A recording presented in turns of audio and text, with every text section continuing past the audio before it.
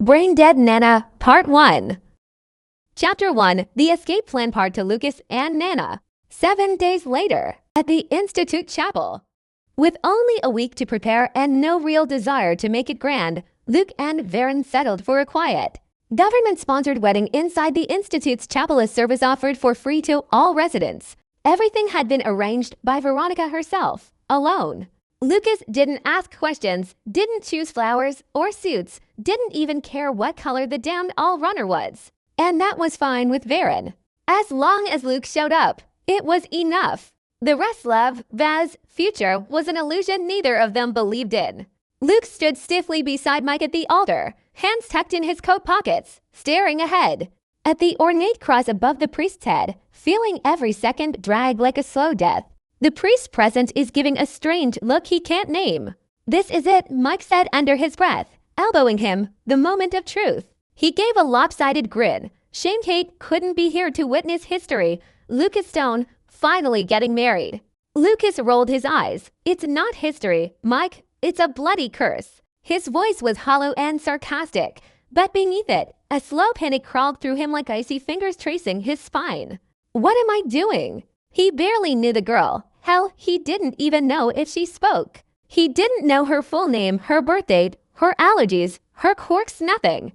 And most importantly, he had never seen her face. In his mind, he pictured Madame Nirvana, God bless the woman's soul, but she had been exotic, alien. A woman so uniquely unsettling that you wouldn't forget her face even if you tried. If her granddaughter inherited even half of those features, Luke thought, then heaven have mercy on me. The thought alone made him shudder. He felt sick. Not just sick but trapped, caged like a lamb dressed in a tuxedo being led to slaughter. He couldn't do this. "Mate, are you okay?" Mike asked, noticing the sudden change in his demeanor. Luke was already moving, slowly, then with purpose. One foot, then the other, stepping back toward the chapel doors. "This is a mistake," he muttered. "This is madness. I'm leaving.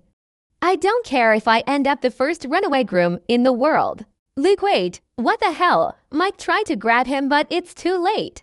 Luke was halfway down the aisle, heart pounding, mind screaming. His legs were on autopilot, carrying him toward the exit and away from the cold shackles of a paper marriage to a stranger, a brain-dead stranger. God, what if she drools in her sleep? What if she smells weird? What if? Then bang! The chapel doors flew open. Luke stopped mid-step, literally frozen, heart paused mid-beat. There, framed in the doorway, stood a girl wrapped in ivory, Nana. But this this wasn't the blank, lifeless husk he'd imagined. No, she was beautiful. And not just beautiful in the traditional sense. There was a haunting grace to her. She looked fragile, like a porcelain doll plucked out of time. Skin like snow, lips soft and slightly parted. Her eyes dark, unreadable, stared straight ahead, unblinking, as if she wasn't truly present. And yet somehow, she was more there than anyone else in the room. A surreal calm filled the space around her, like the air had thickened and sound had vanished. Even Mike felt quiet. Lucas forgot how to breathe. He stared, dumbfounded, his runaway legs glued to the floor. This can't be her, right? But it was, the brain-dead bride. The girl he had dreaded, mocked, imagined as monstrous stood before him now as a silent, solemn mystery draped in lace and light. His palms began to sweat. He felt something else now, something far more terrifying than dread. Hope, and hope, to a man like Luke, was far more dangerous than fear. He stood frozen in the middle of the aisle, heart pounding louder than the footsteps echoing from the chapel's open door. He had been many things in his life: proud, arrogant, unshaken, but never unsure. Not until that moment. Not until her, his bride. The world seemed to tilt slightly as she stepped into view. She wasn't wearing a wedding gown, just a plain white dress, the kind that could have been overlooked in any other setting. But here, with the morning sun pouring through the stained glass windows and painting halos around her, she looked like the only light in the room.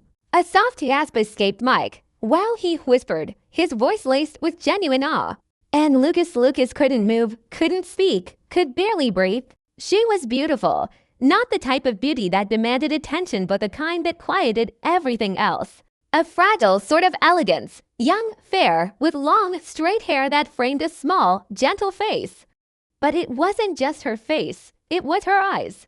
Eyes that looked at him not with fear, nor excitement, but with unfiltered innocence. His stomach twisted. God, he'd almost run away from this. How had he not noticed her walking in with Varen? Was he that caught up in his own fear? They stopped right in front of him. Varen cleared her throat. Is everything all right? She asked flatly, her eyes shouting, where the hell were you going? Mike jumped in with a laugh. He's just excited, that's all. He called out, Luke, come back here. But Lucas barely heard them. His hand lifted on its own, palm open, silently asking for his bride.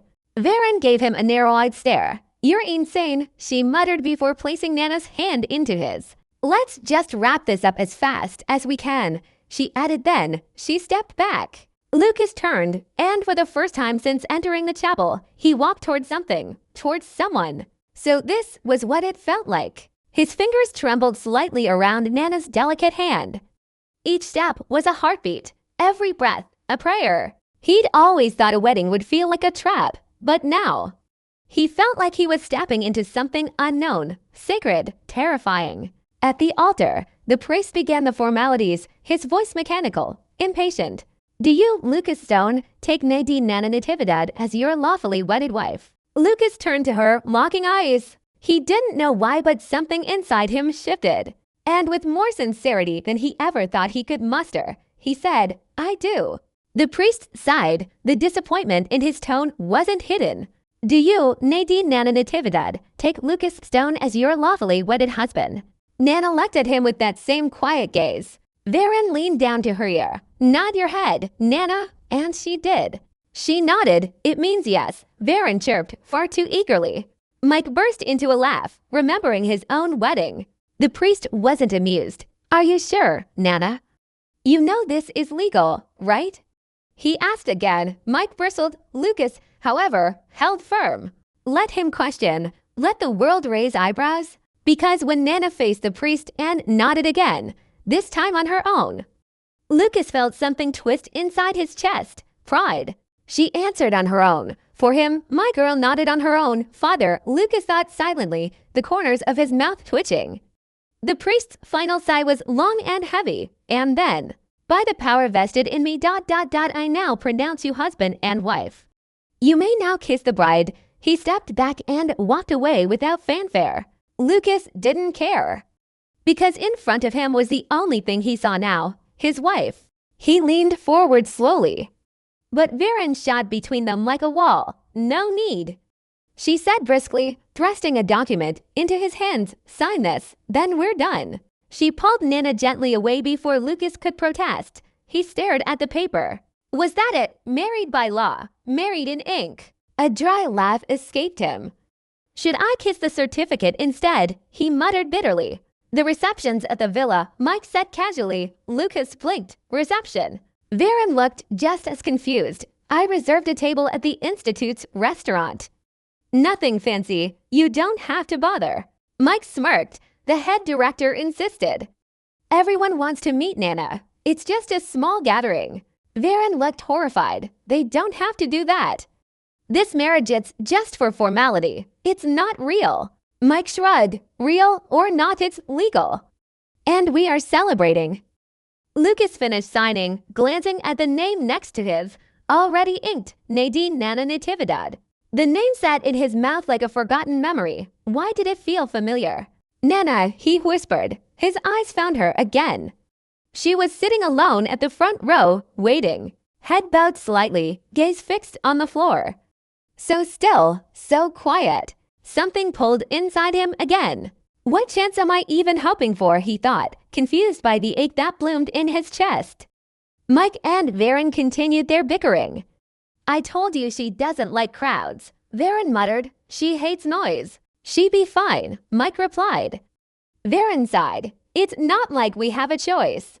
She's moving in, they're starting today anyway. She turned to Lucas and Mike. Wait for us outside. I'll grab her stuff. And with that, Varen led Nana out of the chapel by the hand. Lucas watched them leave. She was supposed to be my bride, he murmured to no one, and yet I didn't even walk her out. Mike laughed. You're really enjoying this, aren't you? Lucas said with a mock glare. I invested in this wedding, cousin. Let me enjoy it, Mike shot back. When Nana and Varen arrived at the exit, every eye in the lobby turned toward them. Nana, dressed in her plain white dress, kept her composure as Varen led her forward, holding her hand tightly.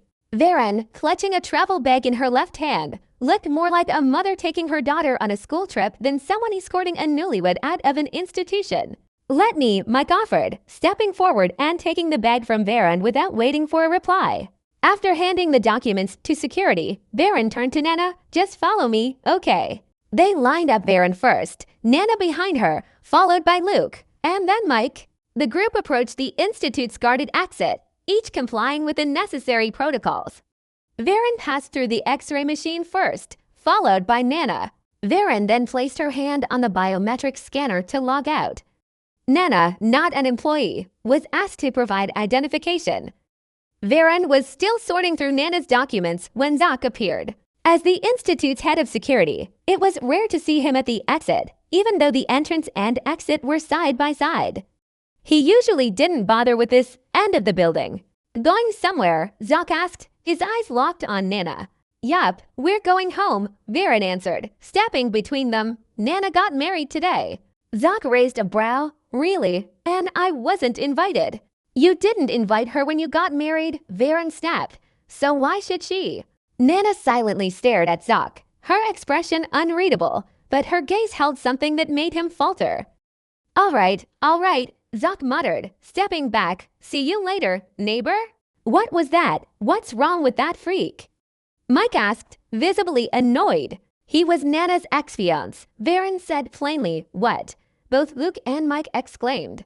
You heard me, and spare me the looks. It's all in the past now.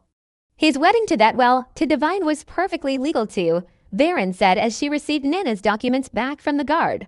The reception was nothing short of a feast. Rose Villa's courtyard was draped in extravagant decorations reused from Mike's wedding, but still magical. Everyone in the neighborhood had pitched in. Lights, music, smoke. The atmosphere was overwhelmingly romantic. Nana hated it. Terrified, she remained hidden behind Varen's back as they entered. This wasn't the simple dinner she and Luke had imagined. This looked like a fairy tale wedding and not their own. I'm so sorry, Nana, Varen whispered. I didn't know they'd go overboard like this, and, well, you agreed to come. Nana sighed. It wasn't like she could stop the villagers from celebrating. Sitting beside Luke like a delicate porcelain doll, she blankly watched the dancing couples. She didn't smile, didn't eat, didn't move. Luke noticed. He passed her a slice of cake Mike had baked himself.